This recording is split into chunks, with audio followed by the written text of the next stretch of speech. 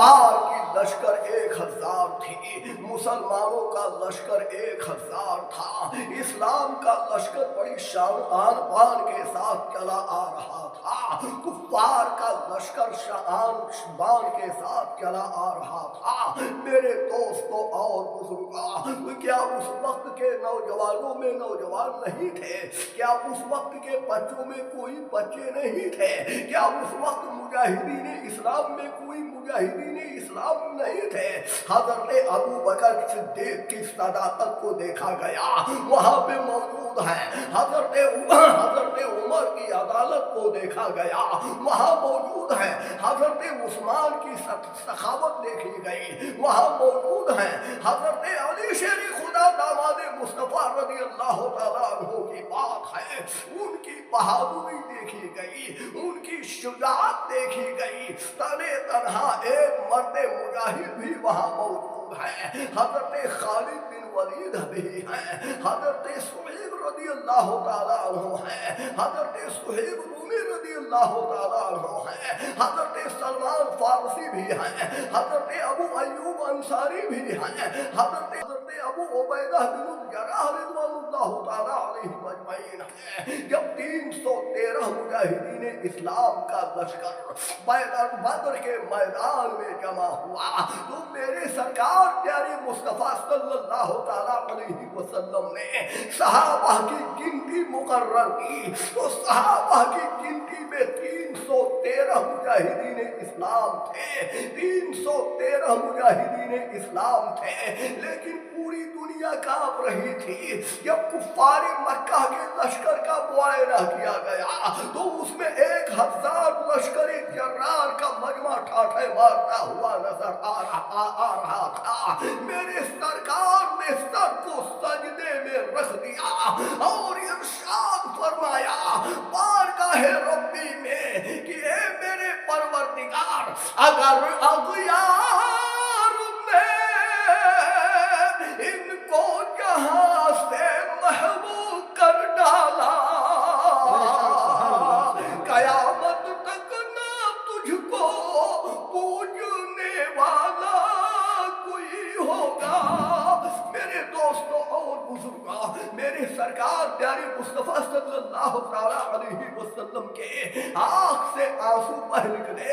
اتنے میں اللہ کی نصرت آ گئی۔ میرے دوستوں اور بزرگوں، اللہ کی مدد آ گئی۔ اللہ نے حضرت جبریل امین علیہ السلام کو حکم دیا کہ اے جبریل تم جاؤ اس نبی کی بارگاہ میں جن کے صدقے میں میں نے زمین کو بنایا ہے، جن کے صدقے میں میں نے آسمان کو بنایا ہے، جن کے صدقے میں میں نے لوح کو بنایا ہے، جن کے صدقے میں میں نے قلم کو بنایا ہے، جن کے صدقے میں میں نے خشک و تر کو بنایا ہے، اس نبی کی بارگاہ میں جنہیں قرآن میں کہیں خبیر کہہ کر کے پکارا، جنہیں قرآن میں کہیں بصیر کہہ کر کے پکارا، جنہیں قرآن میں کہیں یا ایھا المزمل کہہ کر کے پکارا، جنہیں قرآن میں کہیں یا ایھا المدثر کہہ کر کے پکارا، جنہیں قرآن میں کہیں نون والقلم کہہ کر کے پکارا، جنہیں قرآن میں کہیں قد جاءکم برہان من ربکم کہہ کر کے پکارا،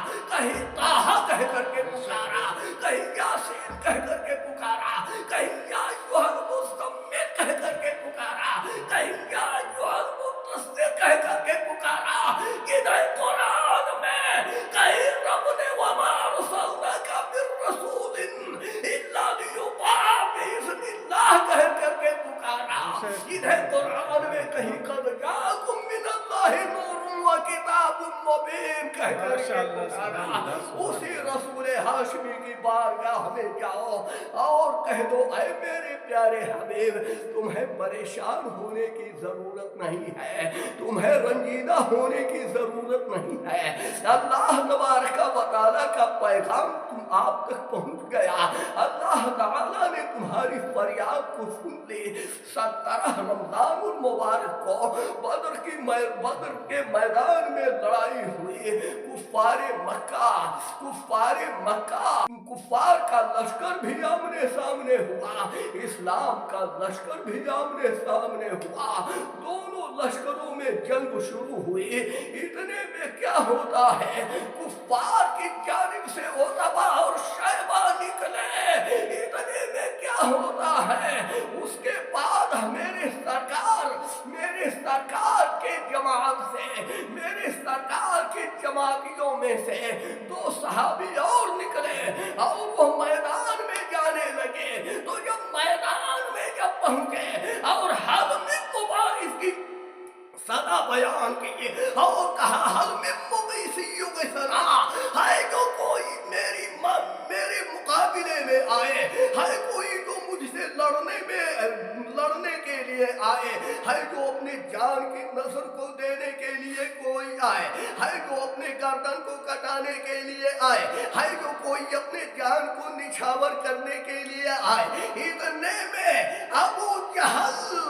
مردود بول پڑا اور اس نے کہا تم لوگ ہٹ جاؤ، ہم مدینہ کے چرواہوں سے نہیں لڑنے آئے ہیں، ہمارے مقابلے میں حضرت خالد بن ولید کو بھیجو، حبیب بن مظاہر کو بھیجو۔ اتنے میں کیا ہوتا ہے، یہ لوگ واپس پلٹے تو اتنے میں کیا ہوتا ہے کہ یہاں تو حضرت علی شیر خدا رضی اللہ تعالیٰ عنہ نے جب اس بات کو سنا تو نعرہ تکبیر کی صدا سے بدر کا میدان گونج اٹھا، جنگلات کی وادیاں لرز جایا کرتی ہے۔ نعرہ رسالت، جشن عید میلاد النبی، اسی شعر کے ساتھ میں اپنے حضرت علامہ قاری معروف صاحب قبلہ، نعرہ تکبیر، نعرہ رسالت۔ یہ سن کر میرے ہم محبوب مرتضیٰ نکلے، لگاتے نعرہ تکبیر سب شیر خدا نکلے۔ نعرہ رسالت، حضرت علامہ قاری معروف صاحب قبلہ، نعرہ